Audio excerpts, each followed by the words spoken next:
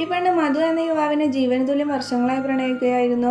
ഒടുവിൽ എല്ലാവരെയും സമ്മതിപ്പിച്ച് അവർ വിവാഹം കഴിച്ചു. എന്നാൽ ആ പെണ്ണ് വിചാരിച്ചതുപോലെ ആയിരുന്നില്ല കാര്യങ്ങൾ. അവളുടെ ഭർത്താവ് കടുത്ത മദ്യപാനിയും മുൻകോപിയുമായിരുന്നു. ഇതെല്ലാം അറിഞ്ഞുകൊണ്ട് തന്നെയാണ് അവൾ അവനെ പ്രണയിച്ചതും വിവാഹം കഴിച്ചതും.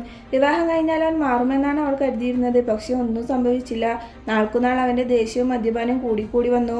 താൻ ജീവനായി സ്നേഹിച്ച ഭർത്താവായതുകൊണ്ട് അവൾ പരമാവധി എല്ലാം സഹിച്ചു ക്ഷമിച്ചും അവനോടൊപ്പം ജീവിക്കാൻ ശ്രമിച്ചു. അവനോട് ഒരിക്കൽ പോലും അവൾ ശബ്ദമുയർത്തി സംസാരിച്ചില്ല. ഒടുവിൽ സഹികെട്ട അവൾ പറഞ്ഞു, എനിക്ക് നീ 1 രൂപ പോലും സമ്പാദിച്ചു തരേണ്ട, ജോലിക്കും പോലും പോവേണ്ട, എന്നോട് സ്നേഹത്തോടെ 4 വാക്ക് സംസാരിച്ചാൽ മതി എന്നേ.